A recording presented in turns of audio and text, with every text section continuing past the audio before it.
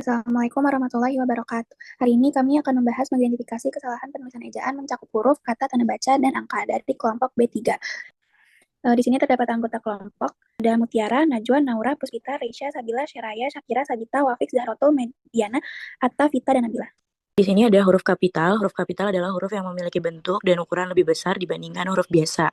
Huruf ini digunakan sesuai dengan aturan ejaan EYD untuk menandai awal kata atau memberikan penekanan pada kata tertentu dalam sebuah teks. Fungsi huruf kapital yaitu pertama, menunjukkan awal kalimat, yang kedua menuliskan nama diri, tempat, dan lembaga. Yang ketiga ada menuliskan gelar dan jabatan. Yang keempat ada menuliskan nama, peristiwa bersejarah, dan dokumen resmi. Yang kelima ada menuliskan nama agama dan kitab suci. Yang keenam, menuliskan singkatan tertentu. Lalu yang ketujuh ada menuliskan judul buku, artikel, dan karya seni. Selanjutnya kata. Kata adalah satuan bahasa yang memiliki makna dan digunakan untuk membentuk kalimat dalam komunikasi lisan maupun tulisan. Ciri-ciri kata yang pertama memiliki makna yang jelas, terdiri dari satu atau beberapa huruf, bisa berdiri sendiri atau bergabung dengan kata lain, dan digunakan untuk menyusun frasa, klausa, dan kalimat.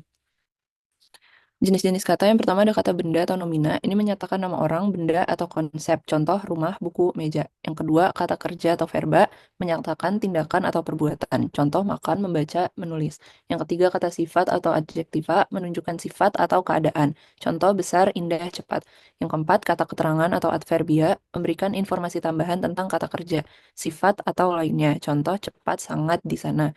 Yang kelima, kata ganti atau pronomina, untuk menggantikan kata benda, contohnya saya, kamu, mereka, dan yang terakhir kata sambung atau konjungsi, ini menghubungkan kata, frasa, atau kalimat, contohnya dan, tetapi, karena. Tanda baca adalah simbol atau karakter yang digunakan dalam tulisan untuk memberikan jeda, memperjelas makna, dan membantu pembaca memahami isi teks dengan lebih baik. Fungsi tanda baca ini untuk memisahkan bagian dalam kalimat agar lebih mudah dipahami, menunjukkan jeda, intonasi, atau ekspresi dalam tulisan, menghindari ambiguitas atau kesalahpahaman, dan membantu penyusunan struktur kalimat yang benar. Nah, di sini ada 7 jenis-jenis tanda baca dan fungsinya. Yang pertama itu ada titik, yaitu mengakhiri kalimat pernyataan. Contoh, saya sedang belajar. Yang kedua ada koma, memberi jeda, memisahkan kata atau frasa. Contohnya, besok saya akan pergi ke perpustakaan. Yang ketiga ada tanda tanya yang menunjukkan kalimat tanya. Contoh, di mana kamu tinggal? Lalu ada tanda seru yang menunjukkan perintah, emosi, atau ekspresi kuat. Ya, contohnya, awas, itu berbahaya. Dan yang kelima ada tanda petik, yaitu motif ucapan atau judul. Seperti ibu berkata, jangan lupa sarapan. Lalu ada tanda kurung, menambahkan informasi tambahan. Contoh, aku lahir di Jakarta tahun 2000. Dan yang terakhir ada tanda hubung dan tanda pisah.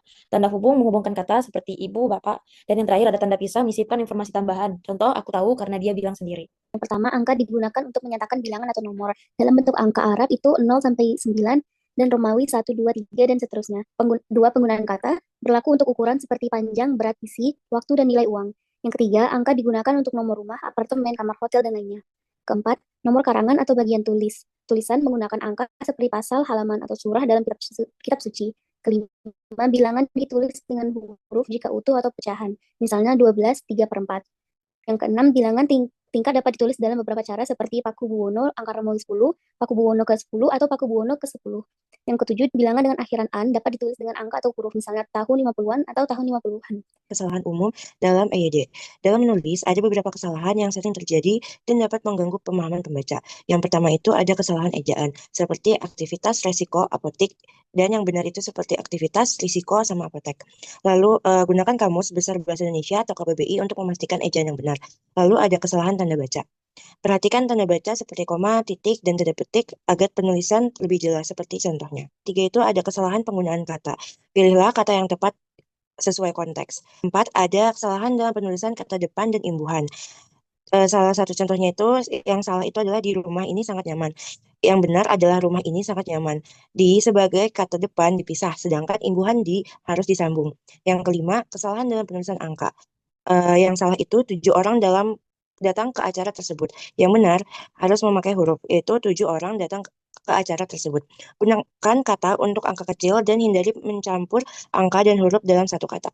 Cara menghindari kesalahan dalam penulisan, ya di situ ada 5. Satu, pahami aturan dasar EYD. Beberapa aturan utama yang perlu diperhatikan adalah penggunaan huruf kapital. Contohnya adalah Jakarta adalah ibu kota Indonesia. Penggunaan tanda baca yang benar. Contohnya adalah saya membeli buku, pensil, dan penghapus.